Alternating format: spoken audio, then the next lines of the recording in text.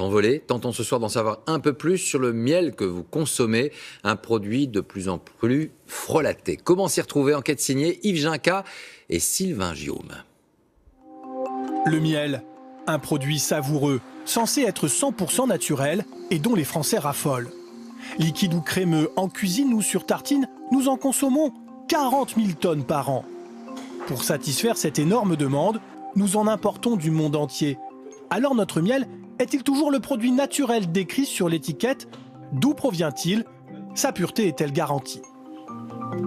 À côté d'Agen, dans le sud-ouest, Bertrand Ozeral est apiculteur professionnel. Il possède 400 ruches. En moyenne, ses abeilles produisent 15 tonnes de miel chaque année. Tout ça, c'est le miel. Il y a un miel plus clair en haut, il y a un miel un peu plus foncé. C'est un produit en fait entièrement naturel. C'est exactement ça. C'est elles qui le produisent en allant le récupérer sur les fleurs qui sont dans leur environnement. Entre le printemps et l'automne, il réalise 5 récoltes de fleurs différentes. Miel d'acacia, de colza, de châtaignier, qu'il met en pot lui-même. Ça, c'est du miel d'acacia. Le miel d'acacia qu'on a récolté cette année. C'est un miel qui est très doux. En fonction des fleurs, on peut avoir des goûts complètement différents et une diversité de couleurs, de textures et tout. C'est tout ça qui a fait que le miel, c'est merveilleux. Conformément à la législation européenne, Bertrand Ozeral commercialise un produit naturel et pur.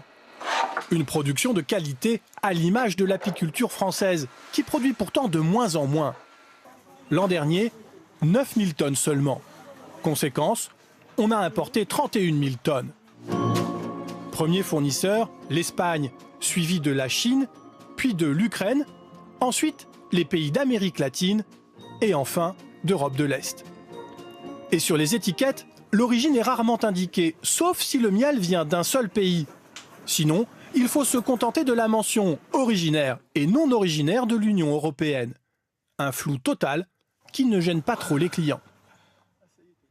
On ne sait pas trop quel pays c'est, mais bon, apparemment, bon, il est bon. On ne peut pas toujours savoir quelle est la provenance. À partir du moment où il est bio, je lui fais confiance. J'ai peut-être tort, mais enfin, bon. Pourtant, ces miels d'importation mélangés ne sont pas toujours purs et naturels. En Lorraine, à côté de Thionville, régulièrement, ce spécialiste détecte des fraudes. Comme avec ces 3 miels, achetés dans le commerce récemment. Le premier, celui-là, qui est marqué donc mélange de miel originaire et non originaire de l'Union européenne. Au niveau de l'origine, donc c'est Mexique, zone tempérée hémisphère nord, dont Chine. Et il y a une présence importante dedans. C'est pas normal de le trouver. Et ça implique obligatoirement qu'il y ait des ajouts de sirop de sucre. Même constat pour les 2 autres pots. D'après lui, un miel sur 10 sur le marché serait ainsi frauduleux.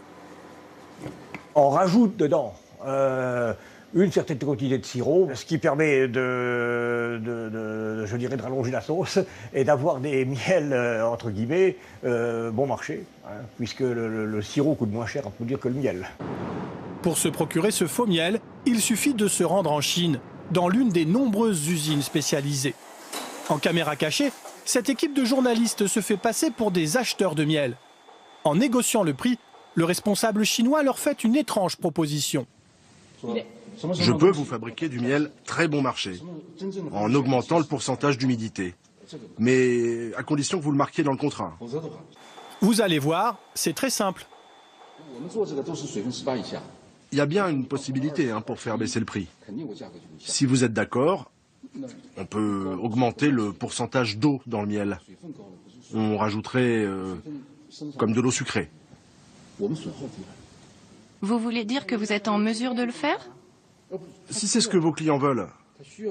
Retour en France, à côté d'Orléans, dans l'usine du 2e importateur français.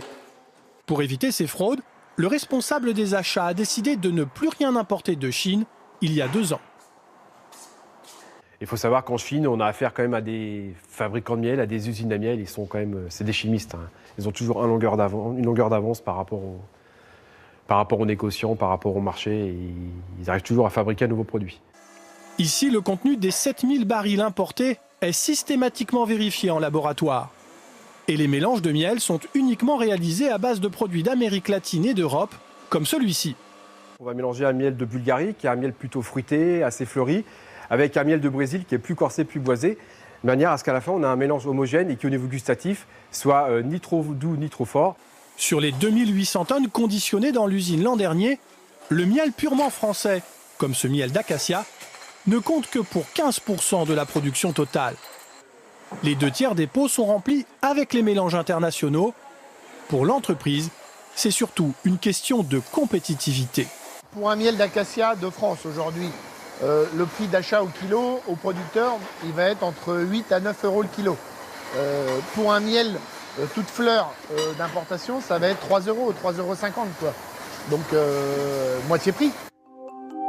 Une guerre des prix sans pitié pour les apiculteurs français. Malgré leur faible production, ils ont du mal à vendre leur miel aux industriels. 1/10 de la récolte n'a toujours pas trouvé preneur.